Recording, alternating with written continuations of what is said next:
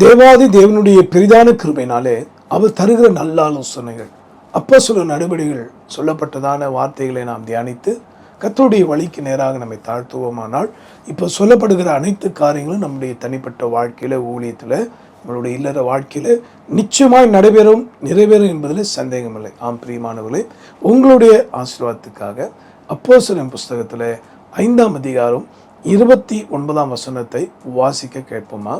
Acts chapter 5 verse 29. அதற்கு பேதுருவும் மற்ற அப்போஸ்தலரும், மனுஷர்களுக்கு கீழ்ப்படிவதை பார்க்கிலும் தேவனுக்கு கீழ்ப்படுகிறதே அவசியமாயிருக்கிறது. இங்கே தேவனுடைய ஆலோசனை என்ன? ரொம்ப அருமையான ஒரு நல்ல ஆலோசனையை தேவன் தந்திருக்கிறார். அது என்னவென்றால், பேதுரு மூலமாக அந்நாட்களில் நெருக்கடி, போராட்டம் அந்த அப்போஸ்தலருடைய ஊழியத்தில் வந்தது உண்மைதான். ஆனால் அவர்கள் என்ன செஞ்சாங்க?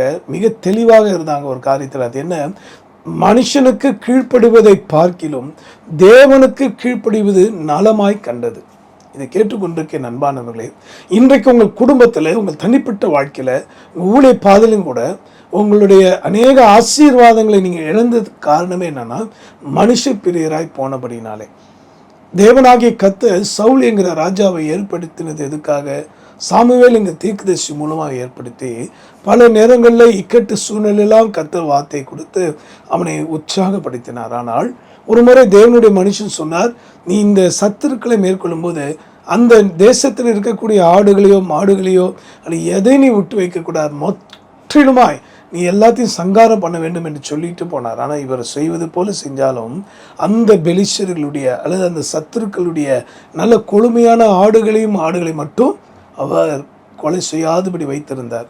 விளைவின தேவனுடைய மனுஷன் விசனப்பட்டார், சோர்ந்து போனார். ஏனப்பா நீ கர்த்தருடைய வார்த்தையை மறந்து போன, ஏன் கீழ்ப்படியாமல் போன? அதோடைய விளைவு he lost his kingdom. தன் ராஜ்யத்தை அவர் இழந்தார். அதை பார்க்கல கர்த்தரை இழந்தார். இன்னைக்கு உங்களில் அநேகர் கூட உங்கள் வாழ்க்கையில தேவன் துக்கப்பட்டு கொண்டிருக்கிறாரா அல்ல உங்கள் மீது மகிழ்ச்சி அடைகிறாரா? சிந்தித்து பாருங்கள் பிரியமானவர்களே. தேவனுக்கு கீழ்ப்படிவதை பார்க்கிறோம், மனுஷனுக்கு கீழ்ப்படிவது ஆபத்திலே கொண்டு போய் முடியும். ஏன் தெரியுங்களா? நீதிமொழிகள் புஸ்தகத்தோடு சொல்லப்பட்டிருக்கிறது, மனுஷனுக்கு பயப்படுகிற பயமானது கண்ணியை உண்டாக்குமா, கண்ணியை வருவிக்குமா நம்முடைய வாழ்க்கையில். அப்போ தேவனுக்கு பயப்படுகிற பயந்தான் தீர்க்காயுசையும் நன்மையும் நமக்கு தரும். ஆக தீர்மானிக்க வேண்டியது நீங்கள் தான். இன்னைக்காவது மனம் திரும்பி கர்த்தர்கிட்ட திரும்பி வாங்க. எதுக்காக? நாம் தேவனுக்கு கீழ்ப்படியணுமா? மத்தேயு புஸ்தகத்தில் 10ஆம் அதிகாரம் 28ஆம் வசனத்தின் காரியத்தை நீங்கள் புரிந்து கொள்வீர்களானால் இந்த நிமிஷத்திலிருந்து தேவனுக்காக நீங்கள் கீழ்ப்படிய ஆரம்பிப்பது உண்மையாய் மாறும். வாசிக்கலாமா? Matthew chapter 10 verse 28. ஆத்துமாவை கொல்ல வல்லவர்களாய் இராமல் சரீரத்தை மாத்திரம் கொள்ளுகிறவர்களுக்கு நீங்கள் பயப்பட வேண்டாம். ஆத்துமாவையும் சரீரத்தையும் நரகத்திலே அழிக்க வல்லவருக்கே பயப்படுங்கள். இயேசு சொன்ன ஒரு நல்ல ஆலோசனை என்ன? தம்மை பின்பற்றி வந்த மனுஷர்களுக்கு அவர் சொல்லுகிறார். இதை கேட்டுக்கொண்டிருக்க அன்பானவர்களே, இதோடைய பொருள் என்னவென்றால், நீ உன் இஷ்டத்துக்கு நீ போய் நட, உனக்கு வாய்க்கு வந்ததெல்லாம் நீ பேசு நட அப்படின்னு சொல்லல ஆண்டவர். இந்த இடத்துல மிக தெளிவாக சொல்கிறார், நீ நியாயத்தை பேசும்போது, நீ நியாயமாய் உண்மையாக நடக்கும்போது, அநீதிகளை கண்டு நீ குளித்து எழும்பும்போது, உனக்கு விரோதமாய் சில மனிதர்கள் எழும்பதான் செய்வாங்க, உனக்கு விரோதமாக பல கூட்டங்கள் வரதான் செய்யும். அதனால தான் ஆண்டவர் இயேசு சொல்கிறாரு, நீ அவர்களுக்கு பயப்படாத. இன்னும் மேக்சிமம் அவங்களால் என்ன பண்ண முடியும்?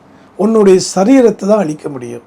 ஒருவேளை மருந்து கொடுத்தோ அல்லது விஷம் கொடுத்தோ அல்லது ஏதாவது ஒரு வகையில் உன்னை கொலை செய்ய தான் முடியும். ஆனால் ஒவ்வொரு மனுஷனுடைய ஆத்மாவையும் சரீரத்தையும் நரகத்திலே அழிக்கக்கூடிய வல்லவராக இருக்கிற அந்த தேவனாகிய கர்த்தருக்கு பயந்துருங்கன்னு சொல்கிறார். பிரியமானவர்களே, மனுஷனுக்கு கீழ்ப்படுவதை பார்க்கிறோம், தேவனுக்கு கீழ்ப்படிவதே நல்லது என்று பேதுருவும் மற்ற அப்போஸ்தலரும் அன்றைக்கு உபத்திரப்பட்ட நேரத்தில் இதை சொன்னாங்க. தங்கள் வாழ்க்கையை நெருக்கடி சந்தித்த போது இதை சொன்னாங்க. இன்றைக்கும் உன்னுடைய வாழ்க்கையில் உலக மனுஷனா அது உன்னத தேவனா, இதை நீங்கள் தான் தீர்மானிக்கணும். இன்னைக்கு ஆண்டவர் கொடுக்குற வார்த்தை என்னன்னா, அவருக்கு பயப்படுங்கள். அவர் எப்படிப்பட்டவரா? அழிக்கக்கூடியவர், உருவாக்குறவர் தான், அதே நேரத்தில் அழிக்கும் வல்லமை உள்ளவர். என் அன்பானவர்களே, எந்த ஒரு மனுஷனும் நரகத்துக்கு போயிடக்கூடாது என்பதில் கர்த்தராகிய இயேசு கிறிஸ்து மிகுந்த கருசனை உள்ளவராய், அன்பு உள்ளவராய், மிகுந்த உன்னதமான நோக்கம் கொண்டவராய் இருக்கிறார். என் கூட்டங்களில் கூட நான் சொல்வேன், நரகம் என்பது தள்ளப்பட்ட தூதர்களுக்காக உருவாக்கப்பட்டதே தவிர தன் சாயலா மனிதன் சிருஷ்டித்தாரே அந்த மனுக்குலத்துக்காக அல்ல. ஆனால் மனுஷ பிரியராய் போகிறவர்கள் என்ன செய்கிறாங்க? கடைசியில் நரகத்தில் போய் சிக்கிக் கொள்கிறாங்க. இன்னும் ஒரு பரிதாபம். ஆக மனம் திரும்புவோமா? தேவன் தருகிற நல்ல ஆலோசனைப்படி கர்த்தருக்கே பயந்து நடப்போம். இது எப்படி நடக்கணுமா? இது ஒரு நாளா, இல்லை ஒரு மாதமா, அது ஒரு வருஷமா? அல்லவே. நமக்கு இவ்வளோ நல்ல ஆலோசனை கொடுக்குற ஆண்டவராக இயேசு கிறிஸ்து நமக்கு ஒரு பெரிய முன்மாதிரியாக இருக்கிறார் அல்லவா? தயவு செய்து உங்கள் வாழ்க்கையில் நீங்கள் இடரக்கூடாது, பத்திரமாய் நடக்கணும்னா இந்த வசனத்தின்படி நீங்கள் செயல்படுங்க. பிலிப்பியர் புஸ்தகத்தில் 2ஆம் அதிகாரம் 8ஆம் வசனத்தை வாசிக்கும் போது நம்ம கண்டு கொள்ளலாம். When you read Philippians chapter 2 verse 8, அவர் மனுஷ ரூபமாய் காணப்பட்டு மரண பரியந்தம், அதாவது சிலுவையின் மரண பரியந்தமும் கீழ்ப்படிந்தவராகி தம்மை தாமே தாழ்த்தினார். அன்பார்ந்தவர்களே, மரண பரியந்தம் தம்மைத்தாமே தாழ்த்தினார், சிலுவையிலே கீழ்ப்படிந்தவராகி. இந்த வார்த்தையை கேட்டுக்கொண்டிருக்கிற பிரியமானவர்களே, ஒரு நாள் அல்ல, ஒரு வருடம் அல்ல, அல்ல நோய் வரும்போது, பலவீனம் வரும்போது, தேவைகள் வரும்போது ஆண்டவரே சொல்லும் நான் என்ன செய்யட்டும் என்று கீழ்ப்படிவாங்க. அது வேறு காரியம், அதெல்லாம் அந்த நேரத்துக்கு போயிடுவாங்க. ஆனால் நேசிக்கிறவர்கள் மரண பரிந்தும் தம்மை தாழ்த்தினார் இயேசு கிறிஸ்து. அதே போல் நடக்க தங்களை அர்ப்பணித்திருப்பார்கள். இன்றைக்கி நம்முடைய வாழ்க்கையில் இந்த அனுபவம் இருக்குதா? இன்றைக்கி நாம் இருதயத்திலிருந்து அவரை நோக்கி கேட்போமா? ஆண்டவரே, நாங்கள் மனுஷனுக்கு கீழ்ப்படுவதை பார்க்கிறோம், உமக்கு கீழ்ப்படிவோம். எப்படி? மரண பரிந்தமும், ஒருவேளை வருக வரைக்கும், எங்கள் ஜீவனம் அண்டை சேருகிற வரைக்கும் இயேசுவே உமக்கு நாங்கள் கீழ்ப்படிவோம், பிதாவே உமக்கு நாங்கள் கீழ்ப்படிவோம், பரிசுத்த ஆவியானவரே உமக்கு நாங்கள் கீழ்ப்படிவோம் என்று சொல்லி இன்னைக்கு உறுதியான தீர்மானம் எடுப்பீங்கன்னா உங்கள் வாழ்க்கையில் நீங்கள் வெற்றி பெறுவது நிச்சயம். ஆக அவருடைய பெரிதான கிருபையினால்தான் இந்த வார்த்தைகளை உங்களுக்கு நாங்கள் சொல்லியிருக்கிறோம். இந்த நல்ல ஆலோசனைப்படி நடப்பீர்களானால் கட்டாயமாக சொல்லுகிறேன், கர்த்தருடைய வார்த்தை ஒருபோதும் ஒரு நாளும் உங்களை விட்டு விலகவே விலகாது. இந்த ஆசீர்வாதத்தை பெற்றிட தான் இப்போ நம்ம ஜெபிக்க போகிறோம். நல்லா கவனிங்க. மனுஷனா அல்லது உன்னதமான தேவனா அல்லது உலக மனுஷனா, எதற்கு நீங்கள் செவி கொடுக்க போகிறீங்க? உலகத்தில் காணப்படக்கூடிய தத்துவங்கள், உலகத்தில் அழிந்து மண்ணோடு மண்ணாக போகக்கூடிய அந்த போலியான உபதேசங்கள், அந்த போலியான வார்த்தைகளுக்கு அடிமையாகாதபடி மெய் தேவனாகிய கர்த்தராகிய இயேசு கிறிஸ்து நம்முடைய நன்மைக்காக, நம்முடைய ஆறுதலுக்காக, நம்முடைய ஆசீர்வாதத்துக்காக, நம்முடைய சந்ததியும் அந்த நன்மை பெற வேண்டும் என்பதற்காக அவர் வாக்குரைத்ததான வார்த்தைகளை கீழ்ப்படிந்து, மரண பரிந்தும் முடிவு பரிந்தும் கீழ்ப்படிந்து, மனுஷனை அல்ல நான் என் தேவனையே பிரியப்படுத்துவேன் என்று சொல்லி வைராகியமாய் நீங்கள் எழும்புவீர்களானால் உங்கள் இல்லற வாழ்க்கை, உங்கள் ஊழியம், உங்களுடைய வியாபாரம் சம்பந்தப்பட்ட காரியங்களில் நீங்கள் பெரிய வளர்ச்சியை காண்பீர்கள் என்பதில் சந்தேகமில்லை. கலாத்தியர் 1 அதிகாரத்தில் 10ஆம் வசனத்தில் பவுல் சொல்கிறார் தன்னுடைய வாழ்க்கையில், இப்பொழுதும் நான் யாரை நாடி போதிக்கிறேன்? மனுஷனையா தேவனையா? மனுஷனை நாடி போதிக்கிறவனா இருப்பேனானால் நான் கர்த்தருடைய ஊழியக்காரன் அல்லவே என்று அவர் ஒரு அற்புதமான ஒரு வார்த்தையை சொல்லி அதன்படியே வாழ்ந்து காண்பித்தார். இன்றைக்கும் கூட இதை கேட்டுக்கொண்டிருக்க அன்பானவர்களே, இந்த லைட் ஆஃப் த வேர்ல்ட் மினிஸ்ட்ரியை ஆண்டவர் கொடுத்த நாள்லேருந்து இது வரைக்கும் எத்தனையோ பெரிய பெரிய மனிதர்கள், பலதரப்பட்ட மக்கள் கிருபையினால் ரட்சிக்கப்பட்டு வந்தாலும் ஒரு நாளும் ஒருபோதும் எந்த மேடையிலும் சரி, அல்லது என்னுடைய ஃபோனில் அழைத்து ஜெபித்துக் கொள்கிற அவர்களாக இருந்தாலும் சரி, எப்பேற்பட்ட மனிதர்களாக இருந்தாலும் சரி, ஒரு நாளும் என் இயேசுவை தவிர வேறு யாரையும் பிரியப்படுத்த நான் முயற்சித்ததில்லை. இதுக்கு ஆதாரமாக ஒரு வசனத்தை உங்களுக்கு நான் சொல்ல போகிறேன். கொலோசியர் புஸ்தகத்தில் 3ஆம் அதிகாரம் 24ஆம் வசனம். இன்னைக்கு இந்த தீர்மானத்தை எடுத்து நம்ம நடப்போமானால் கர்த்தர் உங்களை மேன்மைப்படுத்துவார். Colossians chapter 3 verse 24.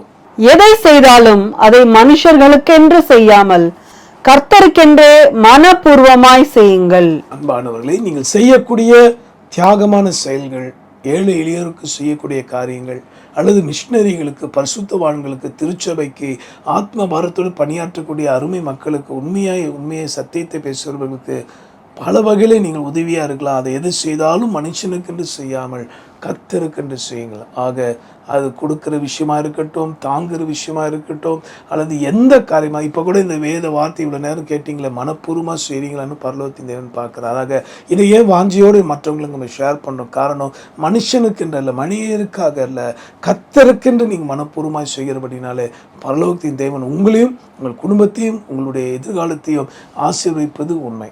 இந்த அற்புதத்தை பெற்றிட இன்றைக்கு கேட்ட வார்த்தையை மறக்காதீங்க.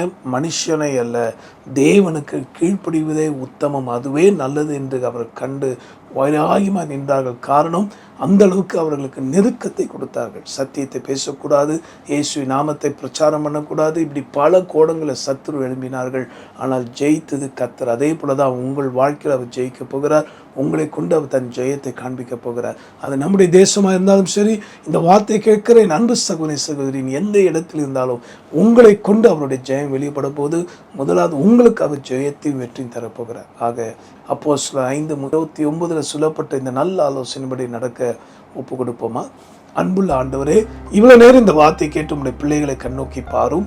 விசேஷமாக இந்த கேட்ட வார்த்தையின்படி மனுஷனை அல்ல தேவனையே நாங்கள் பிரியப்படுத்துவோம், தேவனுக்கே கீழ்ப்படிவோம் என்று சொல்லி மரணம் வரைந்தும் நாங்கள் கீழ்ப்படிவோம். அது அந்த கீழ்ப்படிதல் கூட மனுஷனுக்கு நாங்கள் செய்ய மாட்டோம், கர்த்தருக்கு என்று மனப்பூர்வமாக செய்வோம் என்று தீர்மானித்து மரணம் அறிந்தும் சிலுவை பறிந்தும் தன்னை கீழ்ப்படிந்தவராகி தம்மை தாழ்த்தினாரே, அதே போல நாங்களும் நடப்போம் என்று தீர்மானித்து என்னோடு சேர்ந்து ஜெபிக்கிற அத்தனை பேருடைய வாழ்க்கையில் இருக்கிற போராட்டங்களை மாற்றி போடும். ஆண்டவரே, இன்று உமக்கு கீழ்ப்படுகிறதுனால உலகத்தில் உள்ள சில மனிதர்களை அல்லது அதிகாரம் உள்ளவர்களை, பணம் படைத்தவர்களை, இன்னும் பல சில மனிதர்களை விட்டு விலக வேண்டிய சூழ்நிலை வந்தாலும் நீர் ஒரு நாளும் உடைய பிள்ளைகளை விட்டு கொடுக்க மாட்டீர். நீர் கூடவே வந்து வைக்க போய் உமக்கு ஸ்தோத்திரம் அப்பா.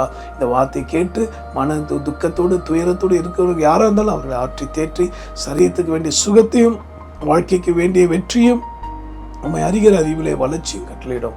இந்த வார்த்தையை பிரசங்கித்து நாங்களே ஆகாமல் போய் விடாதபடி காத்துக்கொள்ளும் அப்பா. ஆண்டவரே, இப்போது யாரை நாடி இந்த செய்தியை பதிவு பண்ணுகிற மனுஷர்களை அல்லவே உண்மையே நாடி உங்களுடைய நாமத்தை மகிமைப்படுத்துகிறபடினாலே நீரே எங்கள் ரட்சகராக இருப்பதற்காக, தேவாதேவனாக இருப்பதற்காக ஸ்தோத்திரம். புகழும் துதியும் உமக்கு மீட்பர் மூலமாக ஜெபிக்கிறோம் எங்கள் நல்ல பிதாவே. பிரியமானவர்களே, இந்த வார்த்தையின்படியே இனி எந்த சூழ்நிலையில் மனுஷனை அல்ல கர்த்தரை மாத்திரம் கீழ்ப்படிந்து அவருக்கு மாத்திரம் முக்கியத்துவம் கொடுத்து அவருடைய வார்த்தைக்கு மாத்திரம் இம்பார்ட்டன்ஸ் கொடுத்து நடப்பீர்களானால் அவர் உங்களுக்கு முன்னாக நடந்து போவதை உங்கள் சொந்த கண்களாக நீங்கள் காண்பீர்கள். உங்களோடு அவர் இருப்பதை மற்ற கண்கள், மற்ற மனிதர்களும் காணும்படி கர்த்தர் செய்வார். விசுவாசிக்கிறவங்க ஆமென் சொல்வோமா? God bless you.